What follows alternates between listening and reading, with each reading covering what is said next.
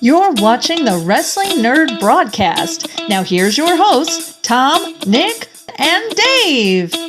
It's you, it's me, it's N.R.D. It's you, it's me, it's N.R.D. Uh-huh. Let's start the show. That is right, ladies and gentlemen, it is you, it is me, it is T, it is D, and still your king of the nerds. I made a promise that I would return to my second home in Cleveland, Ohio with this crown, and I would come back to my home of New York as the king. Still, I'm the greatest, ladies and gentlemen, the greatest to ever wear this crown. I do have something to say about it. Oh, Congratulations. thank you, thank you. We did a very fair prediction contest. We did. And I think as the officiant, as the official, as the referee, as the person who did it, I think I did a good job keeping it fair. Did I mute my? No, you're good. I heard you. Okay. I heard all of that. Okay. I like those glasses, by the way. Thank you. They're from a company called Roger Eyewear. Again, they look like they're cartoon frames. That's the series. Because I think you have another pair like that that's purple, if I'm not mistaken. It's pink. Okay. I'm just quickly trying to add up the times in my head to see if Garrett would have stood a chance. And let's see, 15 minutes, 5 minutes, that's 20, make it 32. So it's 44, 54, make it hour 1. Hour 17. Wow, Garrett would have won this thing. It was under 2 hours of wrestling. Wow. So it was a 7-hour show. So I don't know if they had anything on the pre-show. I did not watch anything on the pre-show of SummerSlam. But I'm just looking at Wikipedia really quick, and that's just quick math. I didn't add any seconds of that. So it's just straight up minutes. It was like an hour and a half of wrestling.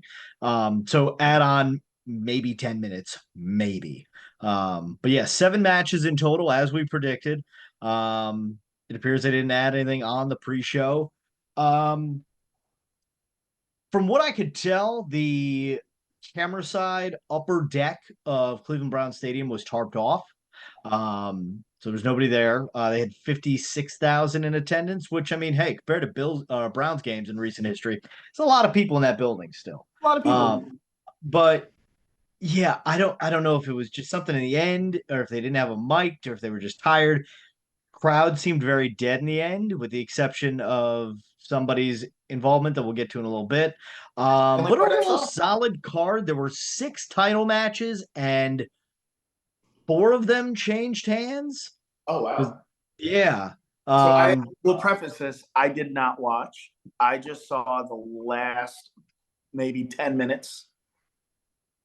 So I know 2 things. I know 2 things that happened. Well, 3. It happened in Cleveland. You're welcome.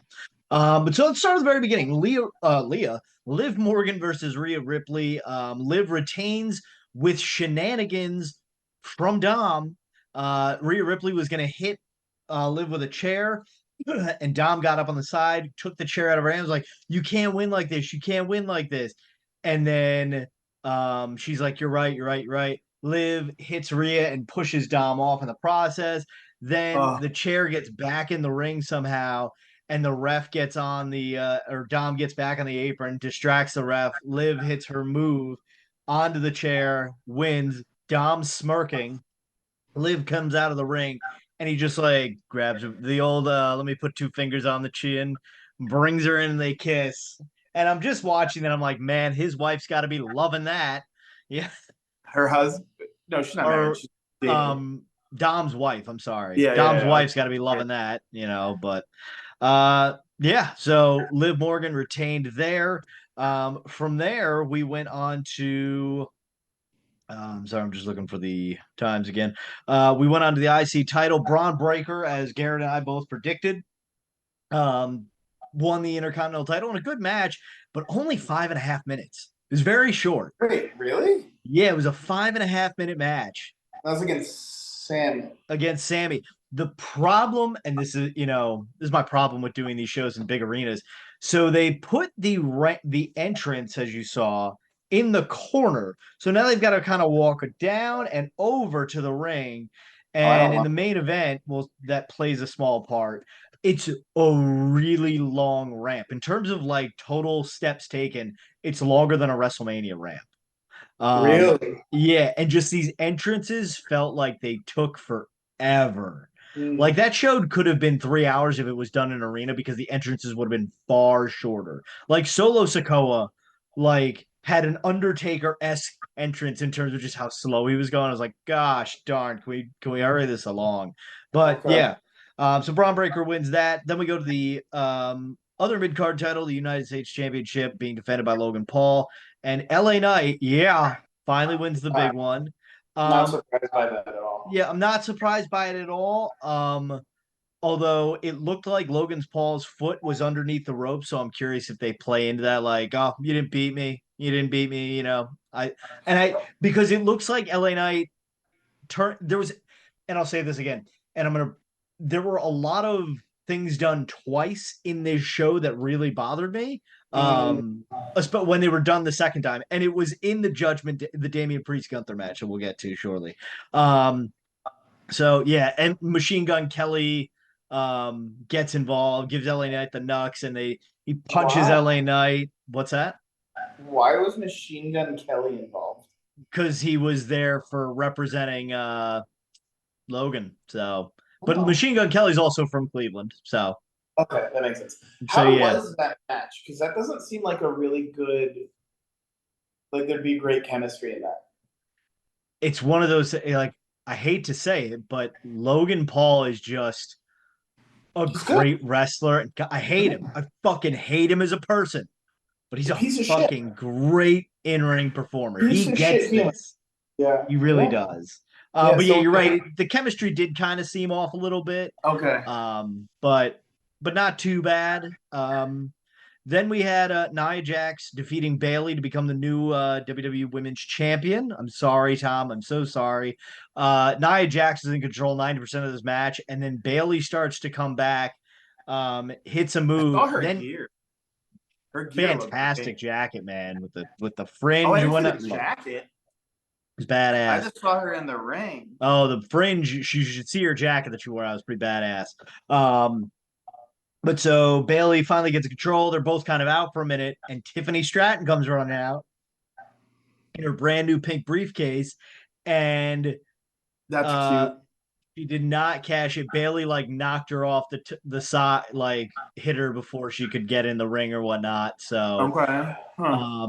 And then Nia Jax turned it around, hit her with a power bomb, and then the Vader drop, I forget what she calls it, the Annihilator maybe in the corner, sits on her for the win, and new women's champion there. And with that match, between predicting Liv Morgan and Nia Jax correctly, I retained this son of a bitch right here. King of the Nerds, and still, it was over from that point. That's sick. Badass, man. It was really badass. She's fucking tan. Yeah, she is. Speaking of tan, this next match had a very tan man in it. Drew McIntyre defeated CM Punk, but we're not talking about CM Punk or Drew McIntyre. We're talking about Seth F. Rollins.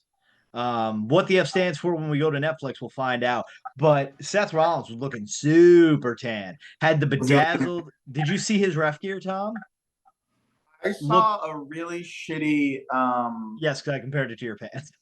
Yeah, no, but like, which is fine because I have pants very similar to him, but it was just a bad quality photo. So let me say, I love, man, like he had a Beetlejuice-esque jacket. It was very good. I'll say so. He had like this Beetlejuice-esque jacket, and then let me get the entrance. Then Beetlejuice-esque like, big long jacket. The shirt itself had like regular white stripes, but the black was lace. And then the WWE logo was bedazzled, as were like all like the seams around the shirt. He looks great. He looks great. Yeah, he does. I can't find. I'm sure it'll come up, but I can't find a jacket photo. I'm sure it'll come up. I gotta say, man, I am really loving everything Seth Rollins is doing. Yeah. Like, if I had that money, I'd be dressing exactly the same way. It's all wild. the time.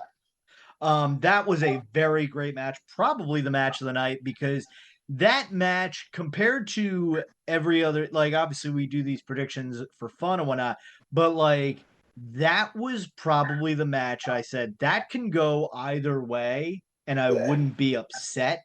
Who So won? Drew McIntyre did. So at Nice. one point, Seth gets the bracelet off, or Punk gets the bracelet off of McIntyre, the friendship bracelet with AJ and Larry's name on it. You don't know anything about that? Oh, so No. like a month or so ago, Drew stole the friendship bracelet that Punk wears that has AJ and Larry's name on it. And so like yeah, it's on the ground. Seth picked it up and just put it on his wrist to get out of the way. And Punk is like, "Why do you have that? Why do you have that?" And gets mad. And he's like, "Oh, I just picked it up, man. It's I'm not trying to mess with you or whatnot." And then Punk gets mad at Rollins and he GTS's him. And they made a big deal like that's the first time we've seen this in 10 years in this ring. That's amazing. That's And cool. then McIntyre hits him with like the Claymore, and Seth has to like count the 1, 2, 3, and he looks pissed about it all. So a different take on SummerSlam '97 with Brett, Shawn, and The Undertaker, but very well done. Um, Probably my match of the night. It was a lot of fun. Again, they could have gone in either direction, and I wouldn't have known. Funny, that's a match I would not normally be looking forward to. Yep. So after that, they had Gunther versus Damian Priest. This is where I got a little mad at stuff. However, these two boys slapped the shit out of each other. So much so that Damian busted open Gunther on his pec and like had streaks of blood similar to the Jericho Nipple blood. Minoru Suzuki match a few weeks ago on Okay. Dynamite. And it was a good match. All of a sudden, Finn Balor shows up and starts cheering on Damian Priest. And then he's like, "Yeah, you've got this, you've got this." And then um Gunther like kicks him in the head, is like, "Fuck off," boom.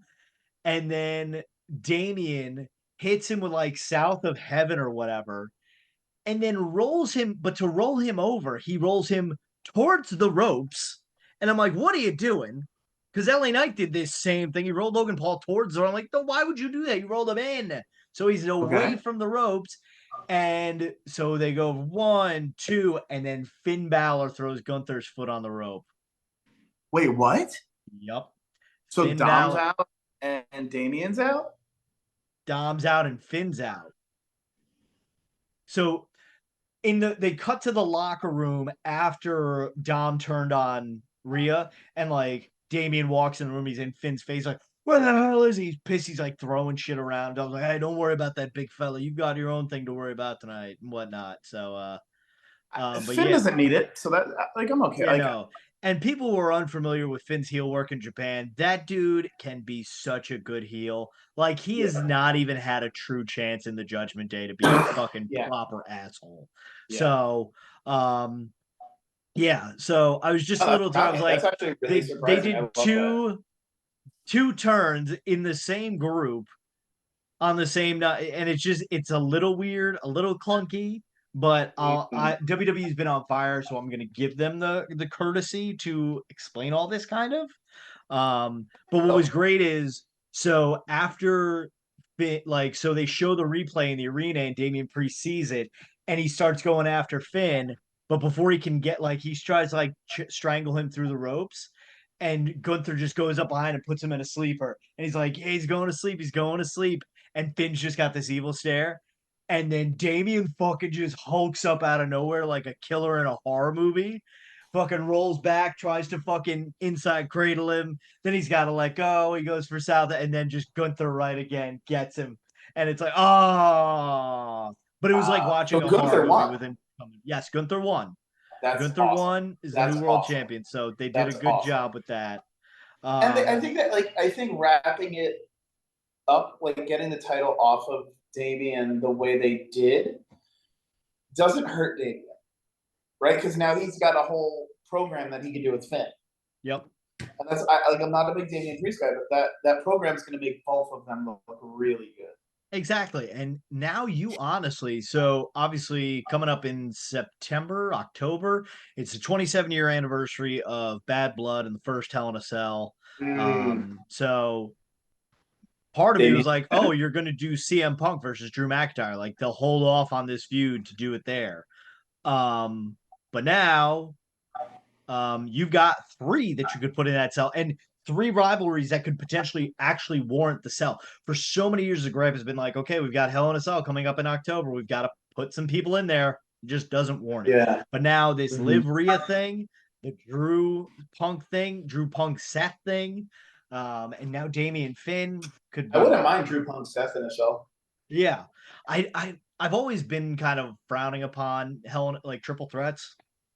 Just because, like, usually have like one guy just sitting out there, and then you're going to do that in a cell. But I think those 3 could pull it together though, and I'm not a Punk guy.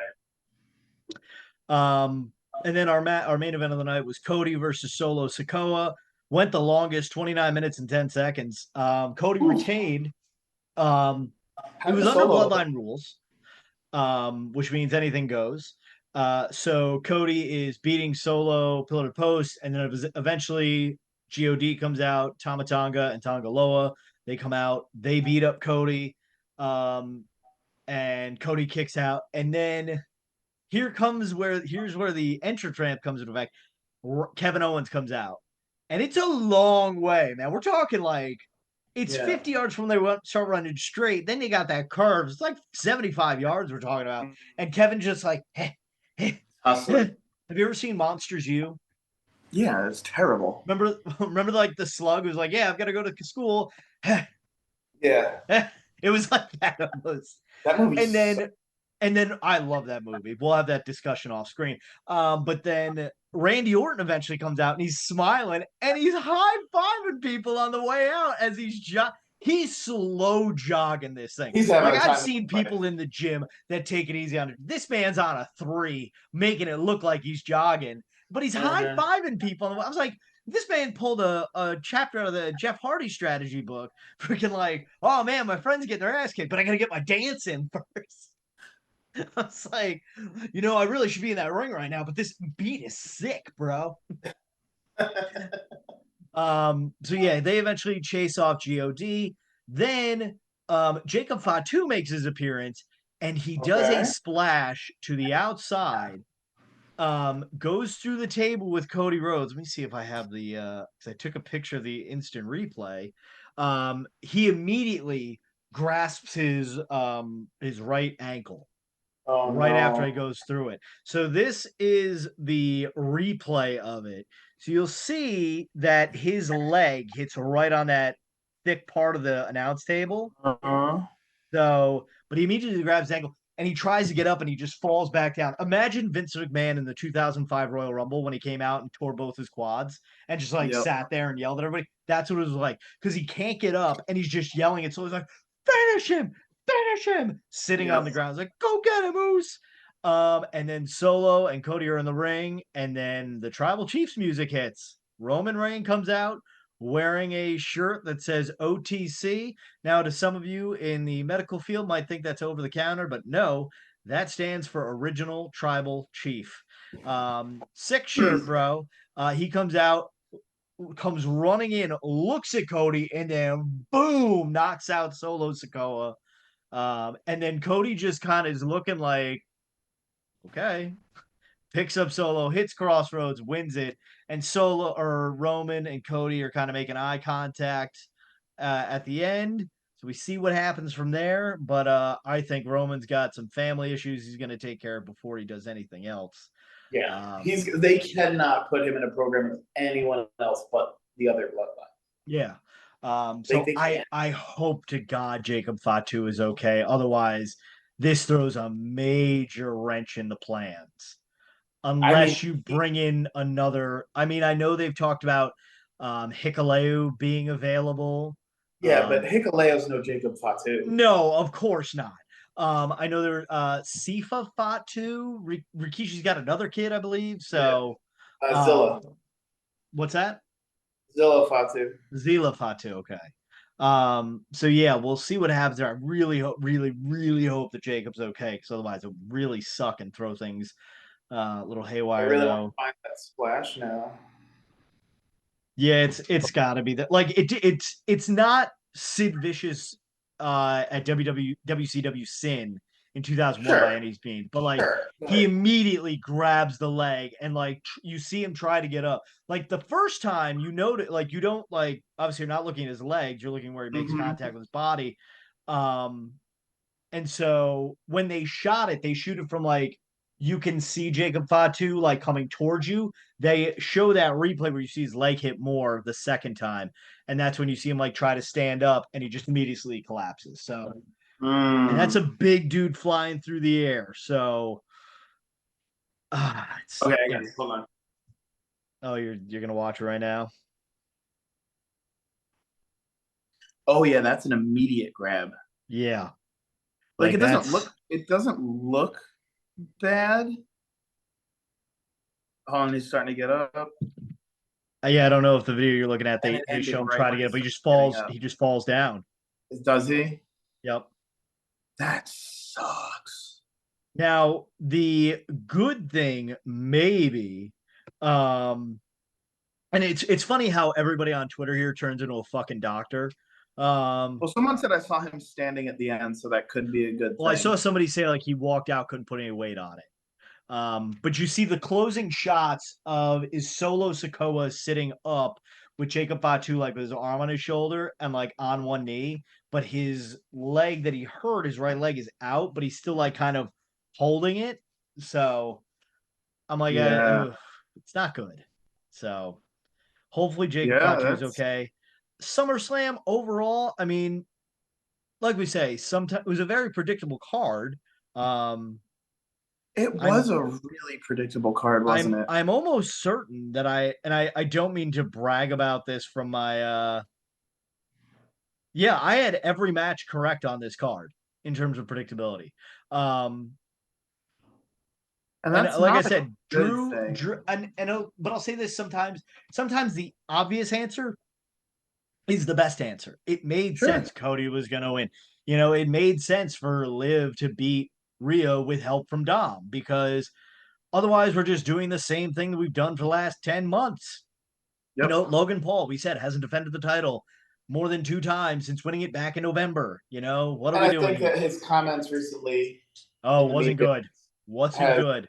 was a And good I reason to take that off of him. and I got something to share with you when we're done here about him. Gunther winning the world title, and I'll say this, and I pray to God it happens. You know how we said Drew McIntyre prayed for this? I pray to God, you fucking cowards. If you haven't watched their first two matches, go back and watch them. Give me Ilya Dragunov versus Gunther at Bash in Berlin for the World Heavyweight title, and you will have the match of the year. It will make you wince in pain watching it. If you have not watched, the first time they fought was at WWE UK in an empty arena, and you just hear the echoes. And then I think it was 2 years ago for the NXT title, or maybe it was last year. I can't remember what it was. I think it was 2 years ago. They did Gunther versus Ilya Dragunov for the NXT title, or I forget what it was. But holy shit, those boys chopped the Yeah. fuck out of each other. Is the Berlin show the next pay-per-view? Yes, it is August 31st. I think it is. I'm trying to find out. I feel like a show like that, it's not going to be about story at all. It's just matches. I'm trying to find. Let's see. So All In is going to be August 25th, Oh which God. is the week before, and then All Out 2024. Oh, they've actually separated it this time. So there's actually 2 weeks in between All In and All Out this year compared to last year when they did them back-to-back weekends and WWE did something like Night of Champions or something the day before Awful. All It was In. too much. It was too much. Yes. So at least Tony Khan is being smart about that. It's like, right. I was like, and this is why streaming services are so like if WWE wanted to do that, yeah, that's a lot of wrestling, but you know what? I'm only paying $10 for the month or whatever the hell Peacock is right now. Whereas if I want to watch All In legally, I'm paying 40 $45, $50. $50. Yeah, I totally forgot. So yeah, it's but I'm glad they're spacing that out. I'm glad there's not like I don't need shows going back to back on each other. Like I don't need WWE on Saturday and AEW on Sunday. Like, listen, like I've said multiple times, it's okay to watch both. I need space in between. That's simple, folks. I need time in between. Yes, we got a show to do. So we need time to record and digest. So also just because I don't want anyone to yell at me in the Micro Brawler group when we post this video, like, oh, they never talked about Micro Brawler. This thing's fucking sick. Yeah, that's a good brawler. This is solid brawler. Good brawler. Nah. This honestly, Starks looks like shit. Yeah, it's not good. This could be a top 10 brawler. Maybe. This could be a top 10 brawler. I'm excited. I did order the Natural Disasters. I got the shipping notice, but again, with Pro Wrestling Tees, they get the notice and then they send it out like a week later. I don't know. I don't give a shit. I'm excited for the Natural Disaster. I'm so far out of the brawler game, but like, I don't know. They keep bringing me in. Everything time they think he's out, they pull him back in. But Just like we need to pull you back in, folks, because we are only 140 something odd subscribers away from 1,000. Really? Like it's 860, baby. We're climbing. We're climbing that ladder. So I have a goal of 1,000 by the wedding. I think it's going to happen. I think it should happen at the rate we're going. So yeah, I don't know what the hell's going on, but yeah. So I'll take it, ladies and gentlemen. Watch the broadcast. Thank you for watching the broadcast. Make sure you subscribe to the channel if you haven't already done so. Check us out on all the platforms, social media, because I, posted a nice Doppler effect picture of Sheldon Cooper, referencing what Seth Rollins looked like tonight. So there's that. If you're a Big Bang Theory fan, no one's a Big Bang Theory fan. Fuck off. ProWrestlingTees.com/The Wrestling NRD Broadcast if you want to buy some merchandise of ours, or you can financially support the broadcast for as little as $1 a month by going to Patreon.com/WNRDB, and that's nerd spelled N-R-D. And of course, platforms, social media, Facebook, Twitter, X, Instagram. We might even make a TikTok, who knows? And like I said, YouTube, right here, right below Tom. Hit that subscribe button, baby. It'll make you feel so damn good. So until next time, on behalf of myself, the reigning and defending and still King of the Nerds, DaveCTheVoice, and Mr. Tom says hi, Sasso. Don't forget to tell your mother you love her every day because like Kevin Durant said, Mommy, you're the real MVP. Good night, everyone, and God bless America. Only like the Olympics.